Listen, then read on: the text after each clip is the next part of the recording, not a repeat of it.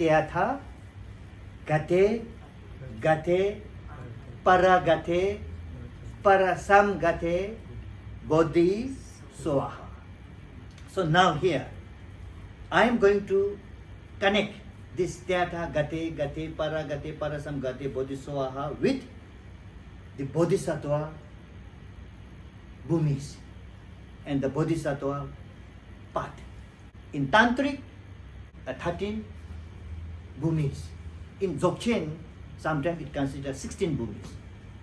And if someone is talking the 10th Bhumi, so it's coming from the Mahayana. So this distinction we have to know.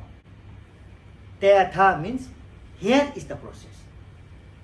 This is the way how you across the ocean of samsara and reach to the nirvana, greater nirvana and the enlightenment. Now, what is the process? Now Buddha has mentioned in the 5 different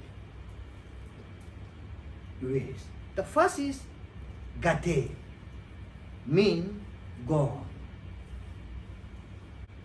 Second Gate, again gone.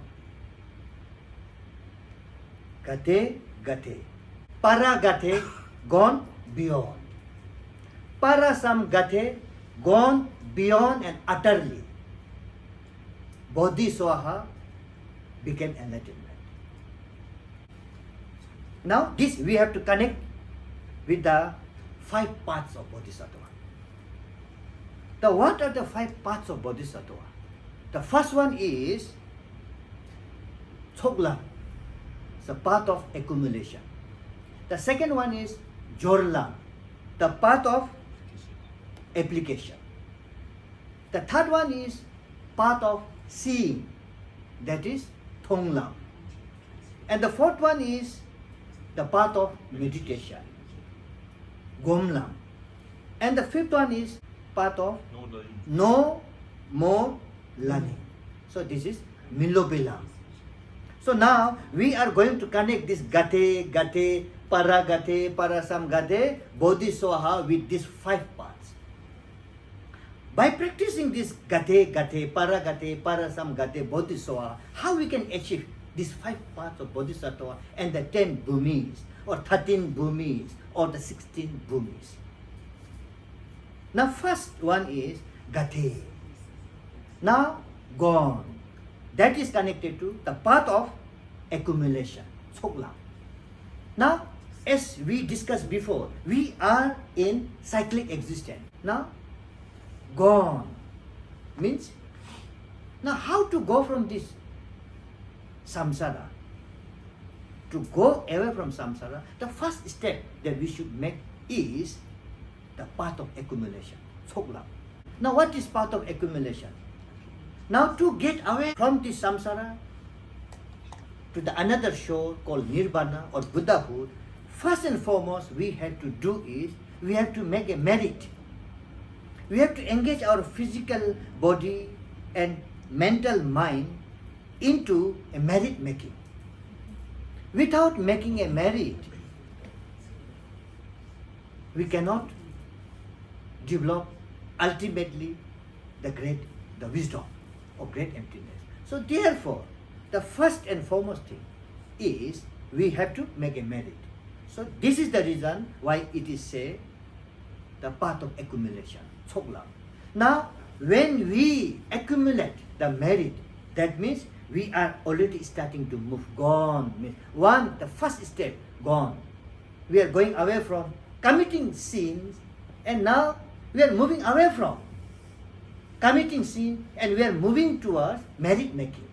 So that is the first Gate, gone. Now second, Gate. After merit making,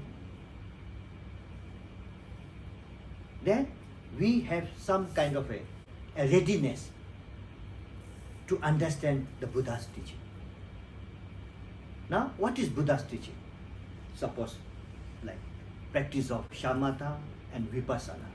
So, the second part, one will understand intellectually what is actually the nature of mind, or what is the wisdom, that is ultimate wisdom taught by the Buddha.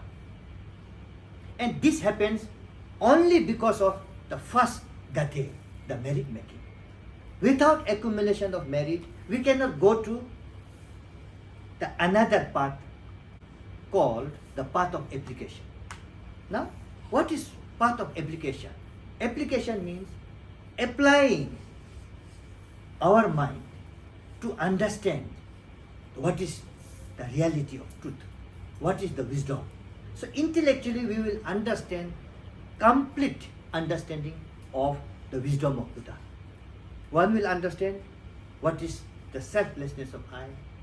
One will understand what is the selflessness of phenomena, yet not realized, but understood completely. No philosophy, no teachings, no concept can change him, because he knows what is truth.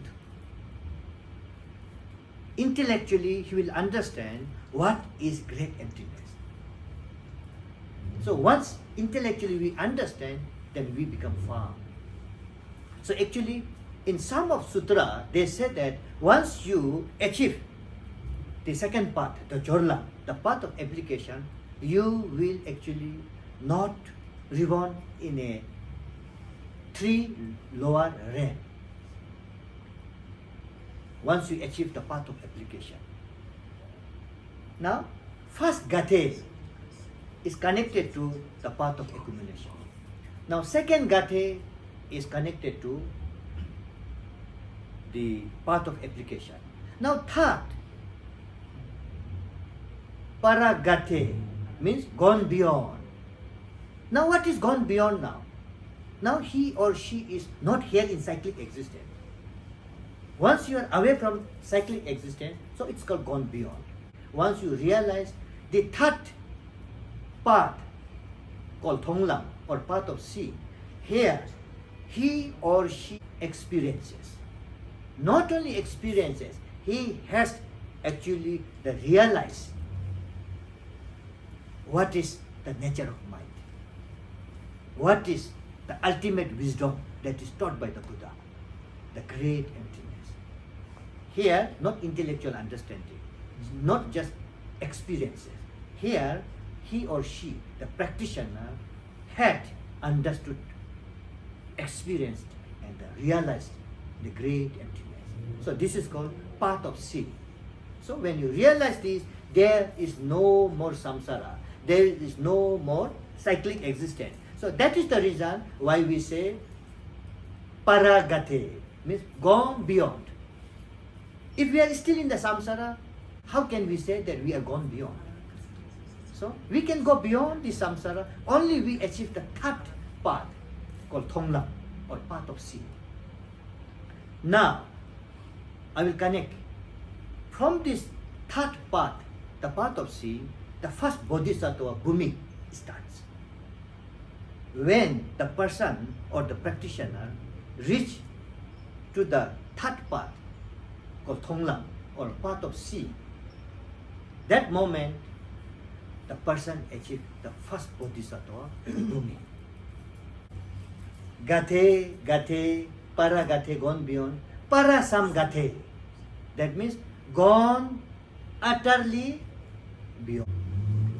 Now what does it mean by gone utterly beyond?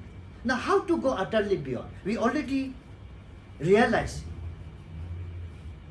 we already see the truth, the wisdom, the great emptiness. Now, the path of meditation, Gomla. Now here, when we say the path of meditation, it is not talking about the mundane meditation that we are doing, like shamatha, like vipassana, not that.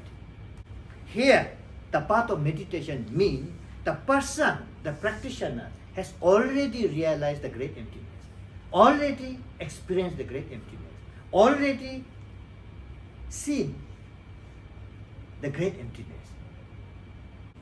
Now, here, the practitioner should continually meditate. So, in this, the fourth part, gradually through the meditation, one can go from the second bhumi, third bhumi, fourth bhumi, fifth bhumi, sixth bhumi, seventh bhumi, 8, 9 and 10. So this is the path of meditation. Now after that, then one will reach to fifth path, that is Milobela, the path of no more learning. To understand the wisdom of Buddha, so accumulation of merit is the first part, then understanding the Buddha's wisdom is the second part, realizing the Buddha's the wisdom is the third part, then not only realizing, then developing the different bhumis and the wisdom, like understanding of the 18 emptiness, 16 emptiness, 20 emptiness. So that is the fourth, the path of meditation. Then after that, once you reach path of no more learning, that is the state of Buddhahood.